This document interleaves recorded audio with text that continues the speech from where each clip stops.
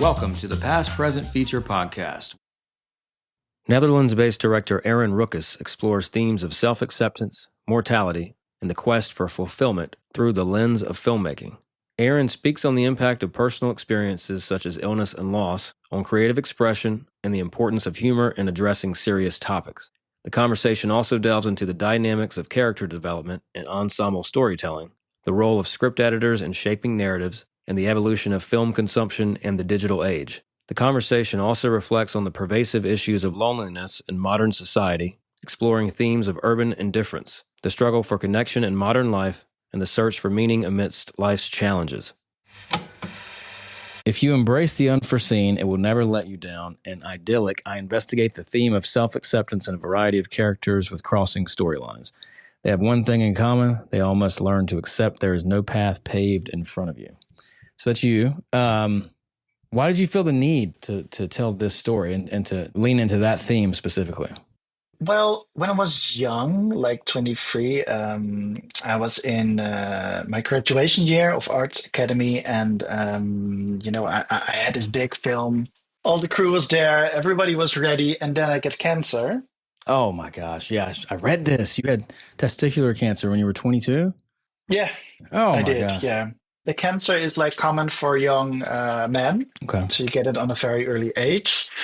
And I was there quite early in the progress of the cancer. So I was lucky. Oh, so you caught it. You guys caught it early on the early side. Yeah. Okay. Yeah. Whew. Nice. But after a year, it spread it out in my body. And I was like, okay, well, I have to get radiotherapy now. And I was like, come on, I can handle this. And after 5 years, they said, okay, the cancer is gone. So congratulations. But we found a new one in my kidney, which was like totally unrelatable. But it was a different kind of lump on my kidney. And then, I had this box of chocolates, which I like almost put out of my bag to give it to them to say thank you for the last 5 years when you took care of me. But I brought it back into my bag and I ate it on the bus on my way home. and I just had to laugh so loudly because I thought, this is the funniest thing. I don't know what the world is telling me. I just don't know.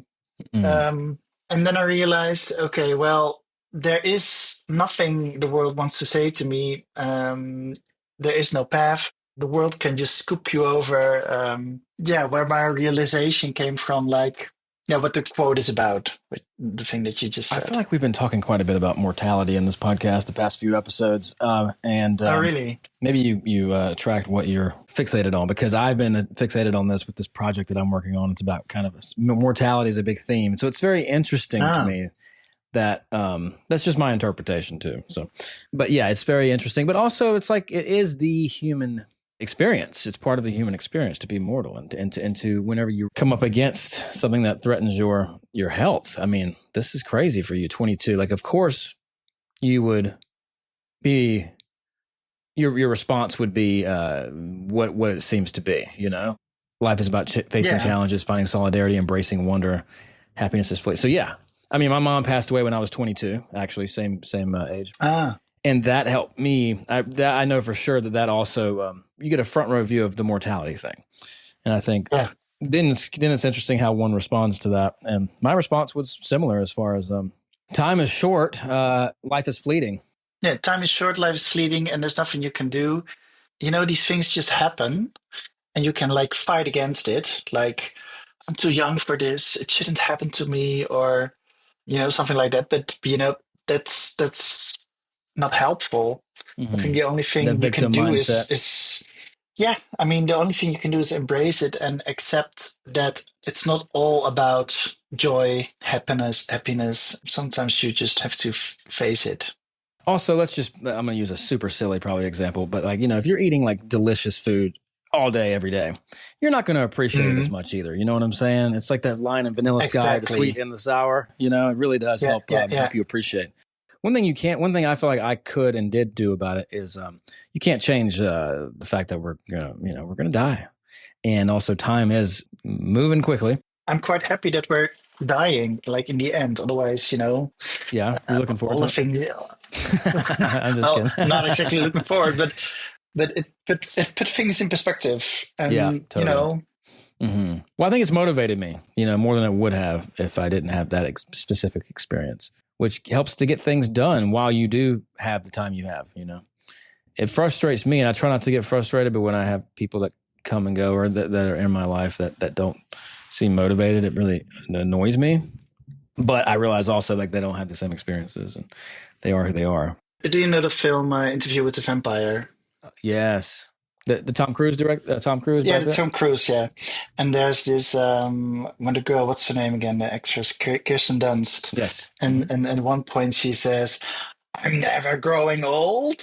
Because she realizes because she's bitten by a vampire and she will always be a child. Oh, yeah. I love that scene. I love her acting. But it also says something about mortality that, that it's good that we age, that there's an end to it. So your film is called Idyllic. It's premiering at the 2025 Rotterdam International Film Festival, and at the big screen competition. So what is the big screen competition? What is that? It's like the top tier competition. I think it's 20 films, and the description of the competition is they do the artistic, the mainstream, and the new.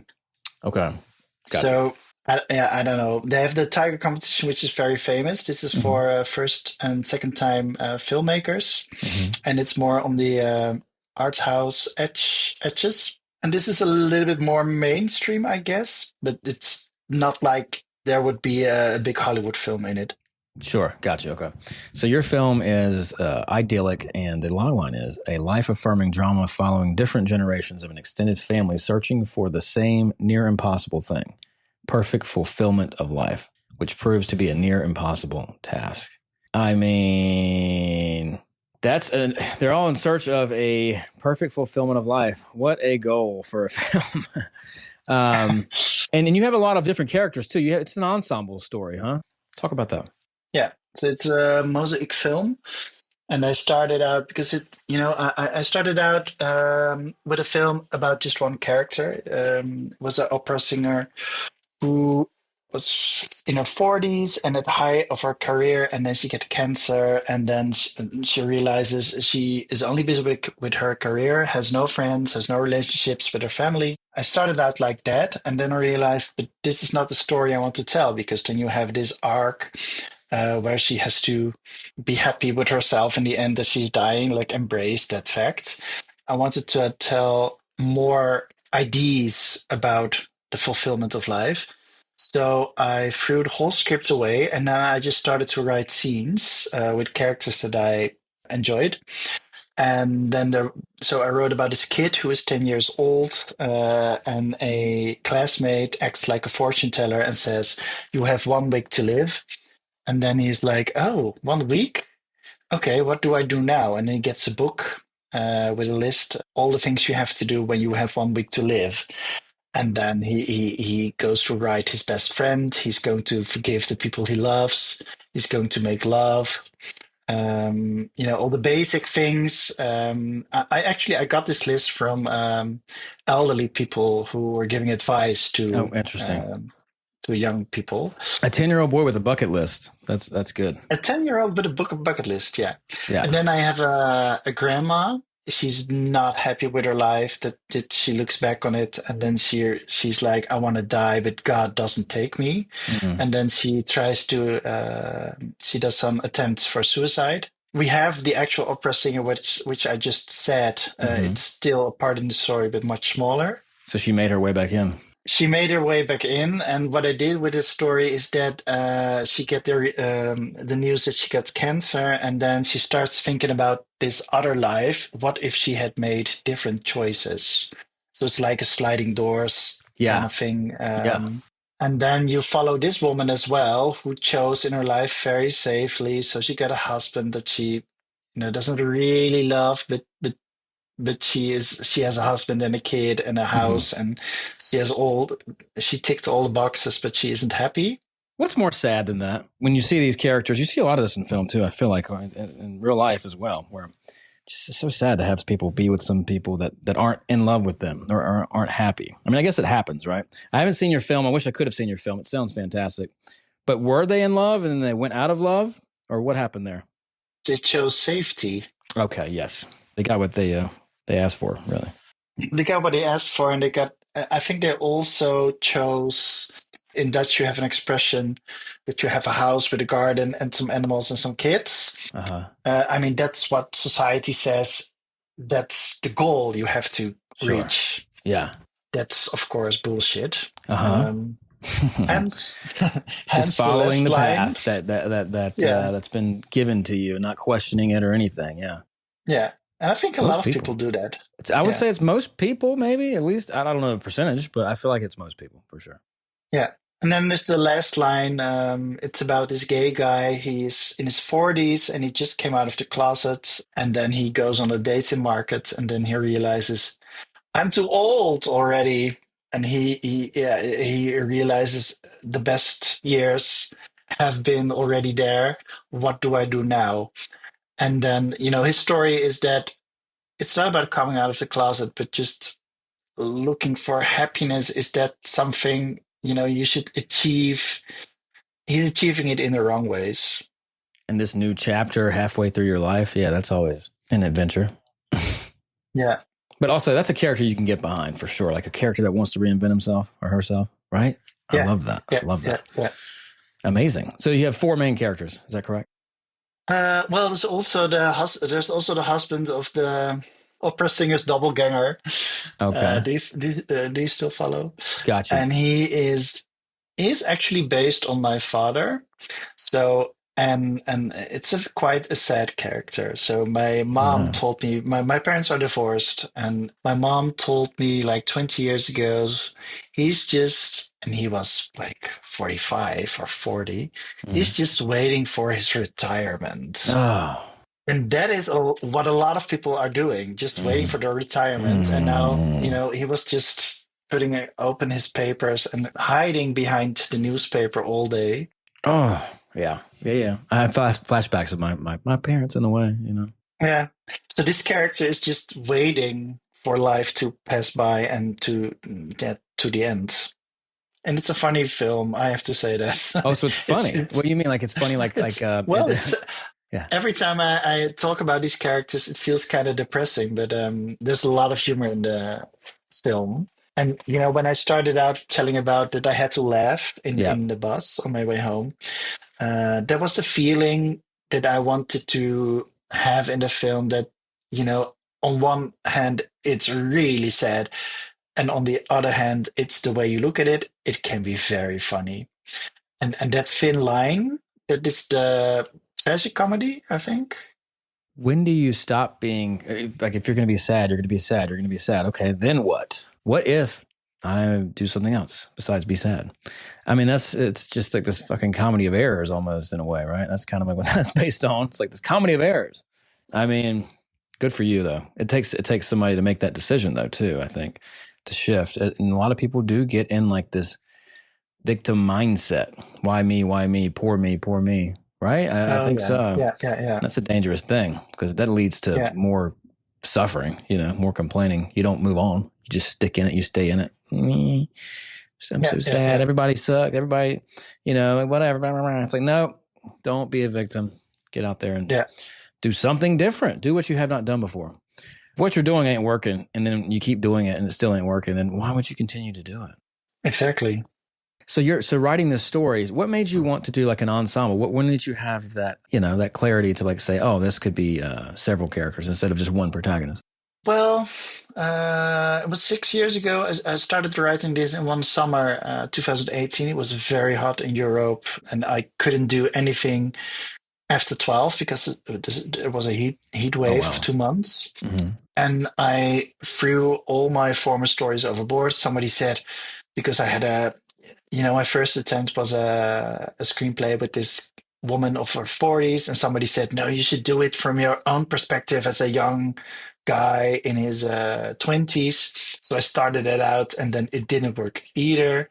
So I just threw it all away, and I just started writing all the scenes that I liked. And this Gotcha. conversation Yeah. with the son and his father, where his father says, "You're not special. That's the best to remember. You're not special.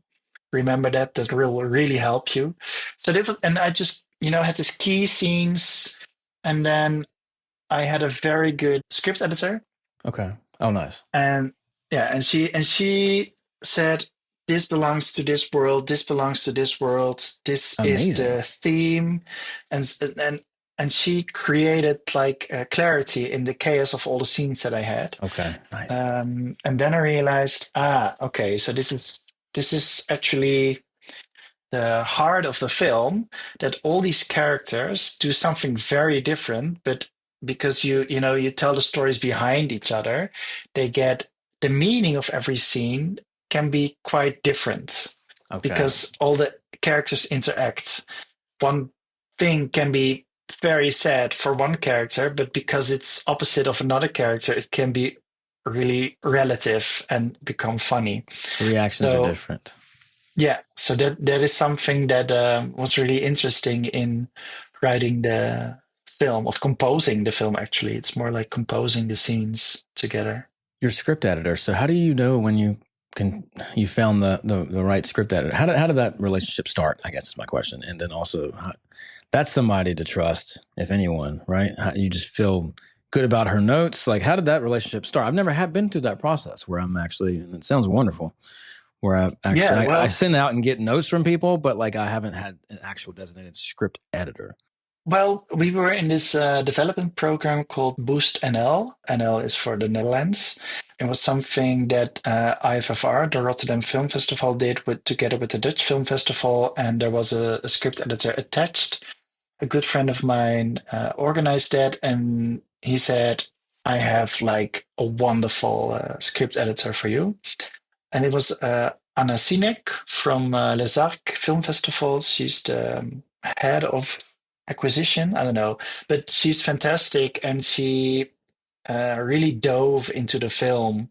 So she was attached to our project, and we had 1 week with her, and then she asked me questions. So where is the story coming from? What is your idea behind it? So it's like an interview. And then she had this very good analysis of the film. And later on, I don't know if you know EAVE. No. Mm-mm.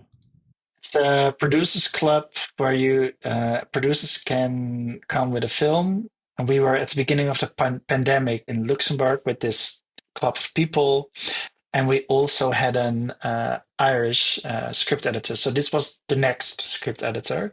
Gotcha. And this is, with all these development programs, it really helps you because you get a lot of great international people on board. Mm-hmm. And with this EAVE project, it's 3 times in a year. So you have free appointments with the same script editor and time between them in which you can develop your story. Yeah, and they are the best. So that helped. Just submit for that, essentially. Yeah, they got us with the script. The hardest part about this film was the synopsis, because I didn't write a synopsis beforehand. I just started out making scenes, and I had a script beforehand, and then I had to bring it back to a synopsis, and that was the hardest part. Got you. Because to uniform it a little bit. Yeah, and all these 6 lines of stories and how they interact. Sure. Is that something you've always struggled with, or just for this project?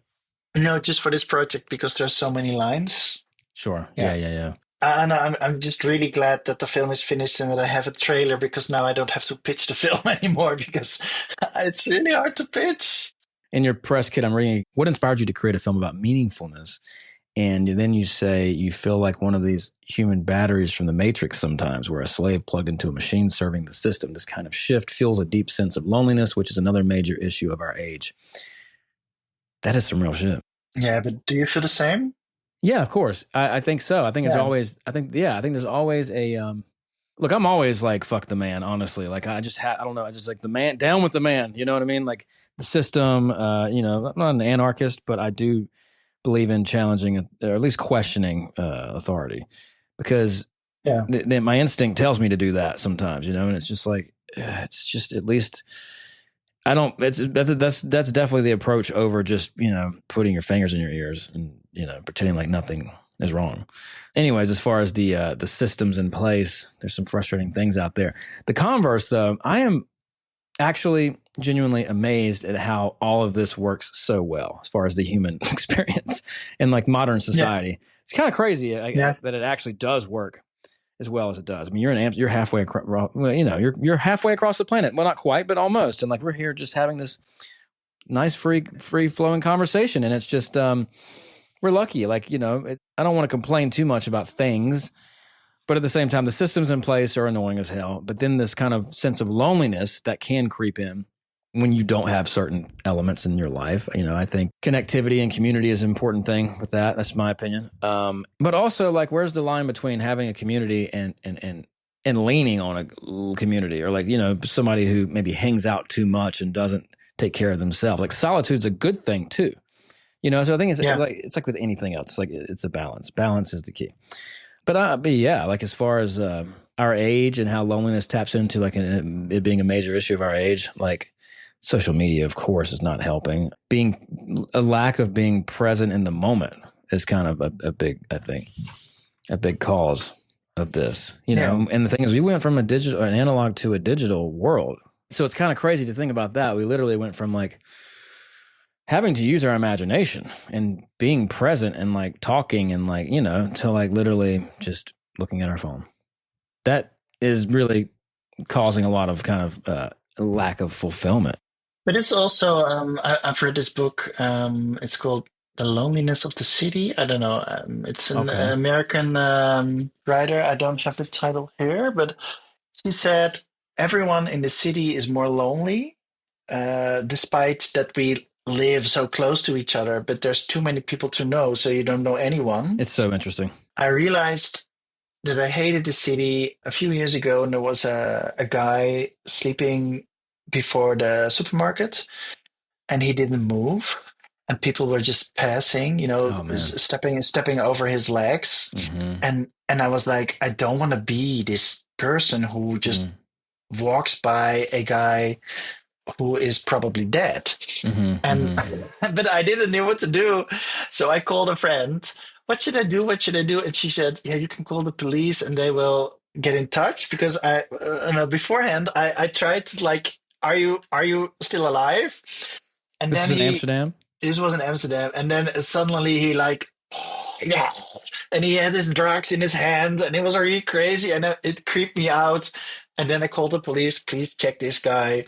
But beforehand, just people were just passing, stepping over him. And I thought, every day in LA. LA is just a lot. It's a pretty bad problem. Yeah.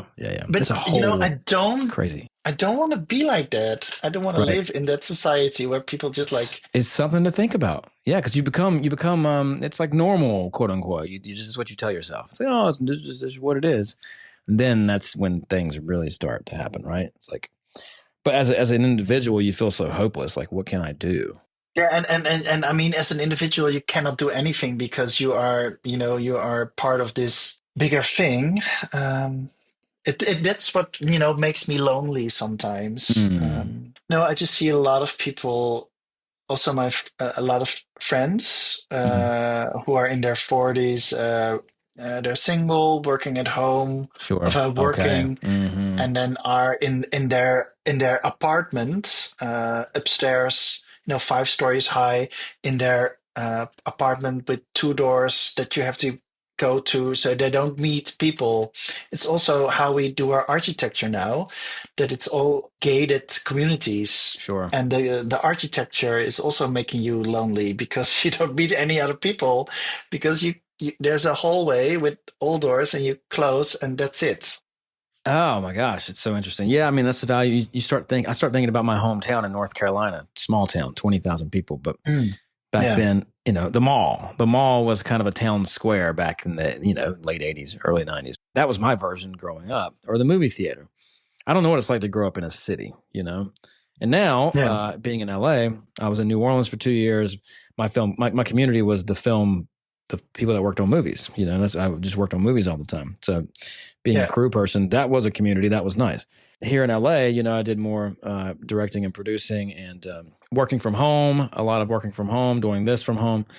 And there's this need. I feel like I need to maintain a social. I'm a very social person. I feel the need to make sure that I've got my social life, but also I so enjoy kind of finding that little pocket of solitude where I could just get into my work too. So personally, I'm happy where I'm at, but it takes work though. It does take work, and it's one of those things where you start feeling a little funky. Another thing that helps me out is exercise. A little bit of exercise, which just totally helps out. But it's like there's some sort of natural thing that makes you want to just stay inside and be protective and like sit on the couch. That is not good. It's not good. You got to get out and try something because it ain't as bad as you think it is. Oh, what if I go somewhere or do something and meet somebody and they don't like me? That doesn't really happen like that, you know? It's just this weird fucked up thing in your head. But it's also like it feels like that we have a muscle that we are not using that much anymore. And it's the muscle about making connection with each other. And people are products of their environment, and our environment is wonky. So back to your movie though. So, okay, your film. Did you ever find out what the universe was trying to teach you with that cancer diagnosis? Yeah, I think it taught me that there's nothing to teach. Oh yeah, that. There's no problem to fix, right? Is that what you say? There's nothing to learn sometimes. Yeah, there's no point. To me, there's no point except, you know, to stay in the moment and to enjoy each other and see beauty. I mean, that's what I think. If you're always busy with the future or with the past, then you're not in the moment, and it's really hard to be in the moment. But if you are, you know, then do you know the film American Beauty? You know, that is being in the moment. That is like that you see that you are there and you see this fantastic. I saw that when I was, I don't know, 16 or so, and I thought that is exactly what it is to be in a moment and to see that movie. It's hard to that movie. It's hard to notice those moments when you are you know, living your busy life. You can always look into the future too much trying to plan, or you can look in the past with something that either you regret or something that you miss. And it's like neither one of those. Maybe for a little bit they can serve their purpose, but man, living in the past is not good. What if I did this back in the days? What if I chose differently? I try not to. I try to just delete the word regret out of my mind. American Beauty. It's funny because the first feature I made back in 2009 in North Carolina, we used the American Beauty trailer music for our first trailer. So I never forget that. Yeah, I mean, it's like sometimes like human beings just want to like solve problems, even when there's no problem. I really do think this.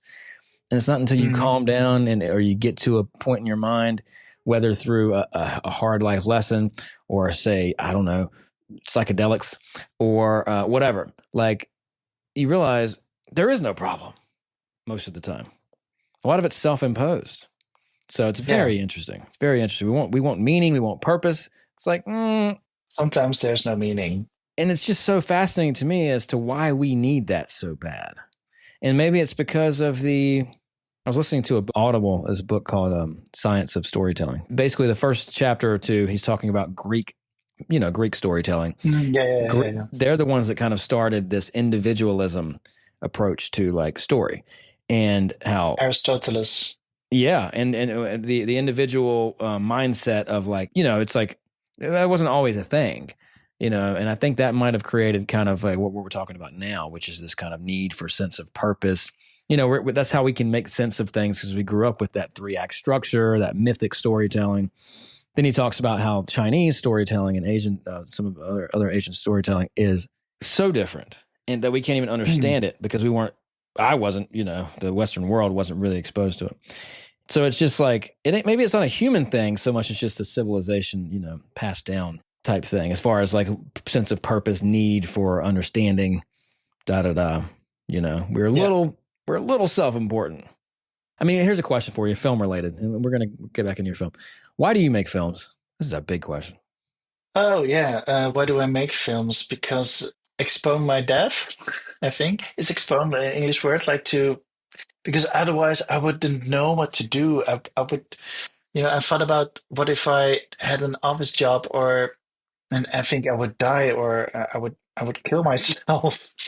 Yeah. I every time a film is finished, I have three new stories in my head already, Oh, okay. and You're a storyteller. You're a natural storyteller. yeah, I just am really in the lucky position that I can make a living with the things I like, Hmm. which is telling stories. I just get really depressed if I have to do otherwise. So I Hmm. think it's just something that I need to do. Hmm. Yeah, that's why think make films. That's great. Yeah, and I've had like 40 or 50 different jobs. Many office jobs. I was a librarian once. I really enjoyed that Oh job, actually. wow. That was a Yeah. really, really wonderful job. That and working at a cafe. Love those jobs. They don't pay shit, Yeah. but it's like there was just this peace. And library is like the place where the information is. You know what I mean? Like it was Mm. wonderful, but totally a great job while you're trying to like figure out what you're doing in your very early 20s, late teens. But Yeah, yeah, yeah. I did the same. I worked in restaurants and stuff, and I did so many things. And I still, I mean, I'm exaggerating, of course, a little bit. Of course, I can make a living of other things, but it always, is there making these well, stories. the value of like having all those jobs and them all being so low paying. I mean, really, kind of like it's like, okay, wait a minute. I had this thought. It just came in there, just popped in there. I'm like, wait a minute. If all of these jobs that I don't want to do really are paying so little, then I might as well do what exactly I want to do. If you know what I mean. And it's Yeah, funny because now I'm like making way more. I mean, as far as annually, I'm making way more than I ever would have if I would have just stayed put and played it safe and all that. And yeah, it's just like good job, 21-year-old me or 20-year-old me. Good job, or yeah. whatever the reason was that thought popped in my head. But I'm like, cool. All this kind of sucks. So I might as well do what I want to do. And it goes back to what we've been talking about, people just getting out of their kind of like path that they think is set for them. It's like, nah, wait a minute. I think there's more to this. And even though nobody's telling me there's more to this, my mom helped me a little bit along here. Like she was from the country and she's like, you should be a filmmaker. And it's like, what? You think I should be a filmmaker? So I got to give her Your credit. mom But said my so? mom, Oh, that's yes. wonderful. She is, I say she's from the country because people from the country don't make films. Do you know what I mean? Like Yeah, usually, like their view would be that it's like that's their working class. It's like that seems like a fun thing to do. How can you make that a job? But for some reason, she knew that I wanted to be a filmmaker before me. that's fantastic. It's She crazy. really looked at you. Yeah. There was still this kind of like, okay, how do I do that? Where's the path for that? So it's important to just, I guess, say to yourself, like, what am I not seeing here that's actually also an option? Because it goes back to what you were saying about these characters in your film, where they settled. They did the thing that they thought would just give them this like solidity and they'd be safe, but then they find themselves having midlife crises, it seems. Well, you got what you signed up for with that kind of thing. So production of your film, how long did you shoot? And like, what were some kind of highlights and challenges to this film during production?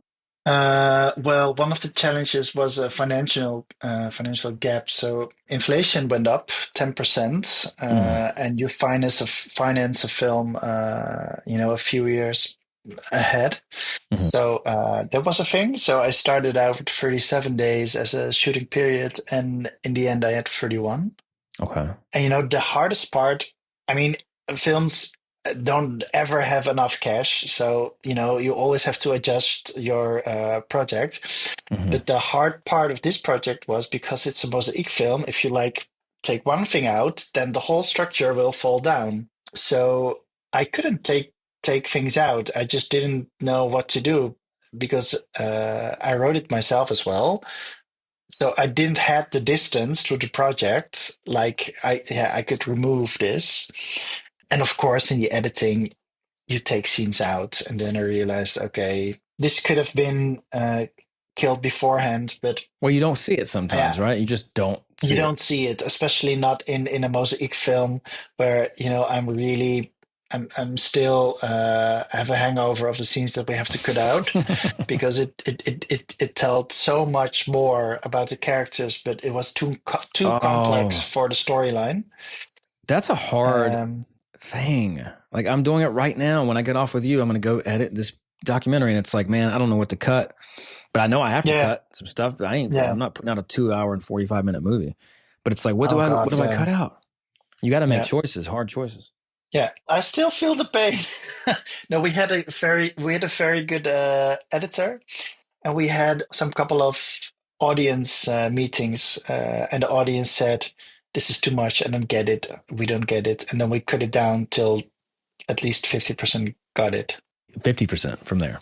Yeah, I had this. I talked to some people 2 days ago who saw the movie, and they didn't get it, and I panicked. But I thought, oh, I hope you are on that part of the 50% people.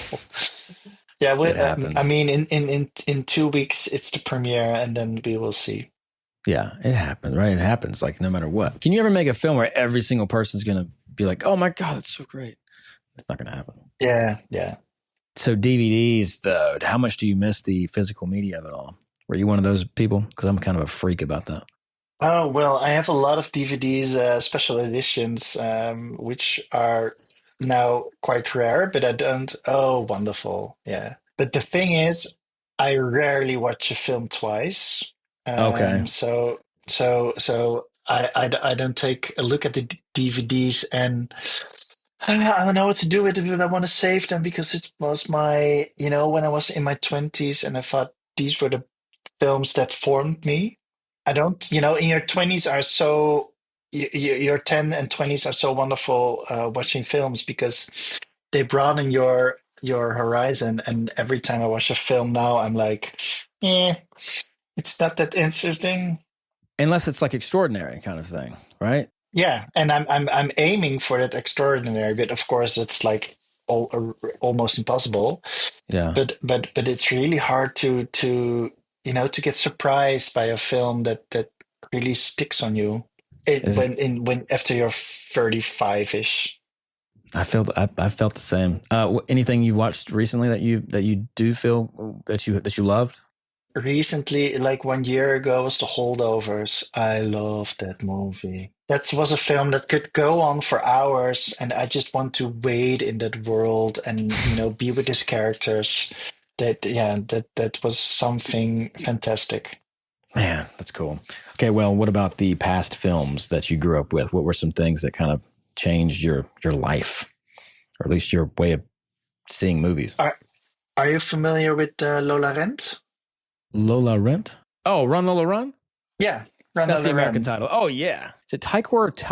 I always fuck his last name up. Tykwer. Tom Tykwer. Tom Tykwer.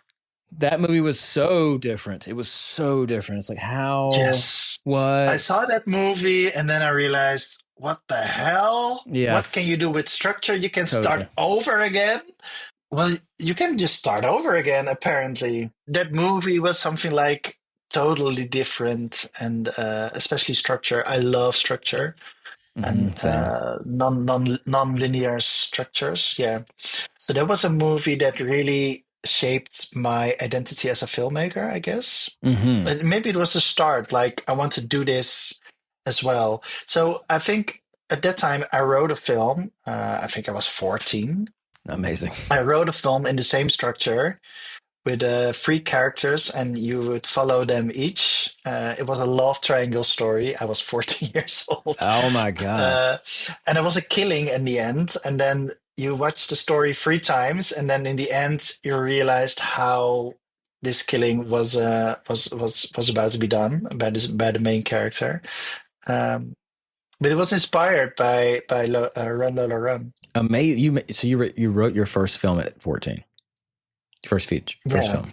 Amazing. Well, I mean, look, not a feature. It was 10 minutes. that's amazing though. Also, what a time period! Like 1998, Run Lola Run. I mean, you had so many wonderful movies coming out then. It was before, of course, Yeah. all the CG and Marvel and all that stuff. But it was like they were Yeah. totally bending and breaking all types of structures. I mean, movies like Being John Malkovich just popped up as a recommendation. Yeah. It's like just like things, just Magnolia, like whatever. I mean, close your eyes and pick a movie. So good. Yeah. We got spoiled. I think we have an obligation as filmmakers our age. We have to figure out how to, like, I don't know what you call it, pass the torch down, or I just want to like not recreate, but I want to maintain. Yeah. And if we have to recreate the culture and then have my kid to have what we had. Charlie Kaufman was also like a big inspiration for this film, and he blew up my mind when I was a student. Which one? Being John Malkovich, adaptation? Adaptation was fantastic, and of course, Eternal Sunshine of the Spotless Mind. Oh yeah, of course, yeah. Oh my gosh, so good.